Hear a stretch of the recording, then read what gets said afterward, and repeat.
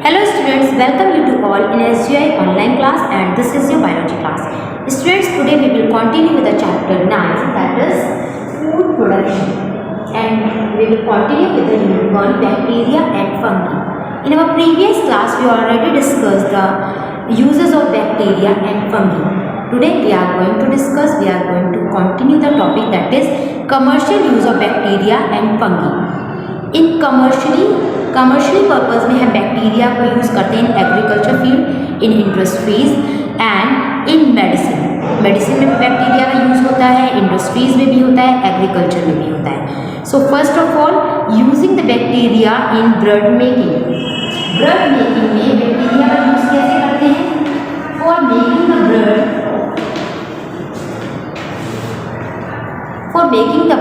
first of all we prepare a dough for making a bread, and for raising the dough we use the bacteria known as yeast. हम yeast का use करते हैं for raising the dough of the bread के dough को raise कराने के लिए, जिससे कि जो ब्रेड की सॉफ्टनेस है वो जो उसमें जो छोटे छोटे होल्स दिखाई देते हैं वो किस वजह से दिखाई देते हैं? Because of the fermentation process, because of the जो उसकी एरोबिक रेस्पिरेशन की प्रोसेस होती है. ईस्ट को जब उसमें ऐड करते हैं उस डो में, तो ईस्ट में क्या होता है? एनारोबिक रेस्पिरेशन होता है, जिसकी वजह से वो बबल्स रिलीज होते हैं और वो बबल्स ये भी उन होल्स के फॉर्म में दिखाई देते हैं. So we use the yeast for raising the dough of the bread. सो हम ब्रेड की मेकिंग में भी बैक्टीरिया यूज करते हैं. कौन से बैक्टीरिया का? ईस्ट का. And increasing the soil fertility को इंक्रीज करने के लिए, increasing soil fertility को इंक्रीज करने के लिए बैक्टीरिया का यूज किया जाता है.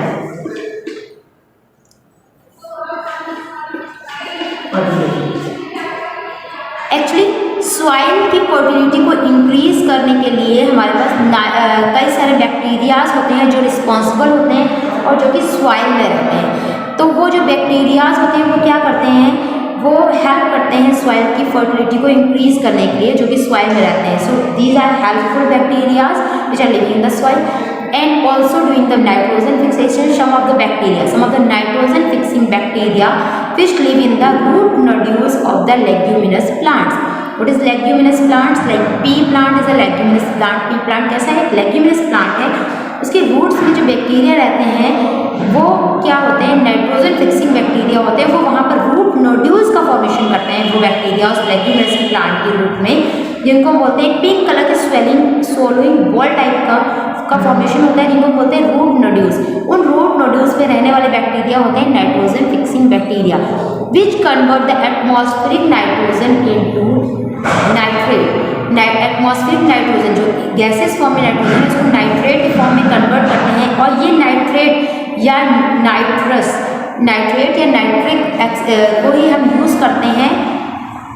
जो प्लांट नाइट्रोजन का यूज़ करते हैं वो कभी भी डायरेक्टली गैसेस फॉर्म में नाइट्रोजन का यूज़ नहीं करते, वो कंपाउंड फॉर्म में यूज़ करते हैं. और गैसियस नाइट्रोजन को कंपाउंड फॉर्म में कन्वर्ट करने का काम कौन करता है? Nitrogen fixing bacteria. सो ये बैक्टीरिया एटमॉस्फेरिक नाइट्रोजन को नाइट्रेट में कन्वर्ट करते हैं और उस नाइट्रेट कंपाउंड का यूज़ प्लांट्स करते हैं for the production and the growth of the plant की ग्रोथ में. सो इन बैक्टीरिया को हम बोलते हैं नाइट्रोजन फिक्सिंग बैक्टीरिया, जैसे कि साइनोबैक्टीरिया, ब्लू ग्रीन एल्गी. ये सब क्या है? एक नाइट्रोजन फिक्सिंग बैक्टीरिया हैं which are helping for fixing the nitrogen. Okay students, next is production of alcohol and wine. Production of alcohol and wine. Wine और alcohol के प्रोडक्शन में भी बैक्टीरिया का यूज होता है, because wine and alcohol is made from the grape juice. Grape juice से मिलकर बनती है वाइन और अल्कोहल, और उस ग्रेप जूस की फर्मेंटेशन से ही अल्कोहल का प्रोडक्शन होता है. एक्चुअली ईस्ट का यूज़ करते हैं हम ग्रेप जूस के फर्मेंटेशन के लिए. जब ग्रेप जूस का फर्मेंटेशन होता है तो उससे वाइन प्रोड्यूस होती है. तो अल्कोहल और वाइन के प्रोडक्शन के लिए हम बैक्टीरिया का यूज़ करते हैं for the fermenting of the grape juice, जिससे कि जिससे कि इसका अल्कोहल और वाइन का प्रोडक्शन होता है ग्रेप जूस से। Okay students, next is production of antibiotic. Antibiotic के प्रोडक्शन में भी हम बहुत सारे बैक्टीरियाज का यूज़ करते हैं, क्योंकि एंटीबायोटिक्स क्या होते हैं, antibiotics are the chemicals that kills or stop the growth of certain kinds of microbes.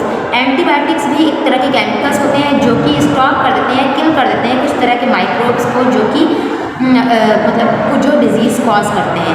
और they also help to fight the disease, ये हमें डिजीज़ फाइट करने में भी हेल्प करते हैं ये एंटीबायोटिक्स।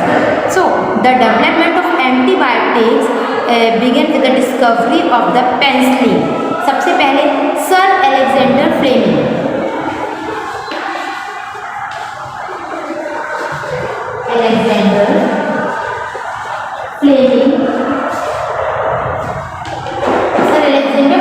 ने पेनिसिलिन, एक पेनिसिलियम नोटेटम नाम के फंगी से पेनिसिलिन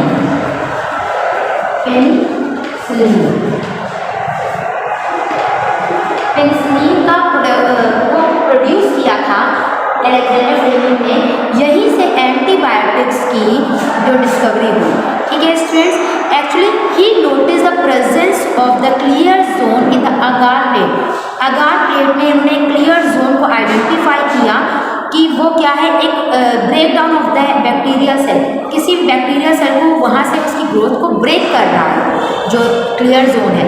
तो जब उन्होंने उस क्लियर जोन को की स्टडी की तो उन्होंने पाया कि वो एक माउल है जो कि जिसका नाम है उन्होंने बताया penicillium notatum, that is the mould from which he produce antibiotic that is known as penicillin. Fleming is called और फ्लेमिंग ने उस एंटीबायोटिक को पेनिसिलिन नाम दिया उस माउल के नाम पर। पेनिसिलियम नोटेटम माउल का नाम था, उसी के नाम पर उन्होंने एंटीबायोटिक का नाम दिया penicillin. Okay students, and another type of antibiotic like streptomycin, erythromycin and tetracycline, these are the another type of antibiotics, and some of the commonly used antibiotics which are made from the fungi and bacteria। जो commonly used antibiotics होती हैं किससे बनती है, माउल bacteria या fungi से ही produce होती है। सो एंटीबायोटिक्स जो कि हमें क्योर करती है, कई सारे डिजीज फाइट करने में हेल्प करती है, कई सारे डिजीज से हमें क्योर करती हैं, वो कहाँ से प्रोड्यूस होती है, बैक्टीरिया एंड फंगी से। तो ये बैक्टीरिया और फंगी का एक अनदर यूजफुल यूज होता है for the production of antibiotics. Next is the production precaution to be taken with while using antibiotic. लेकिन एंटीबायोटिक को हमें फ्रिक्वेंटली यूज़ नहीं करना चाहिए। हमें एंटीबायोटिक को लेते समय कुछ कई तरह के प्रिकॉशंस लेने चाहिए। Means you should be taken only on the advice of your qualified और योर फैमिली डॉक्टर और एनी क्वालिफाइड डॉक्टर। किसी भी क्वालिफाइड डॉक्टर, किसी भी फैमिली डॉक्टर की एडवाइस पर ही हमें जो एंटीबायोटिक्स हैं उनको लेना चाहिए। किसी की बिना एडवाइस के हमें एंटीबायोटिक्स नहीं लेनी चाहिए, because it can be react to your body. Most completed the entire course of prescribe by doctors. Doctor ने जितना भी कोर्स उस एंटीबायोटिक के लिए बोला है वो आपको कंप्लीट करना चाहिए। 2 डेज 3 डेज का जो भी कोर्स है वो आपको कंप्लीट करना चाहिए। एंड एक्सेस में कभी भी एंटीबायोटिक्स को नहीं लेना चाहिए, because it may be harmful to your body. ठीक है, ये आपकी बॉडी के लिए हार्मफुल भी हो सकती है excess use. So clearing the environment, environment को क्लियर करने में भी माइक्रोब्स हेल्पफुल होते हैं। माइक्रोब, बैक्टीरिया, फंगी हेल्पफुल होते हैं, बिकॉज कुछ माइक्रोब जैसे कि बैक्टीरिया एंड फंगी ये क्या करते हैं, ये डेड एंड डिकेइंग जो डेड और डिकेइंग प्लांट और एनिमल बॉडीज़ होती हैं लैंड में, वाटर में, उनको क्या करते हैं, उनको ये डिकम्पोज करते हैं। Without the microbes the earth would be covered by the full smell end of the dead organism and the dead bodies of the plant and animals.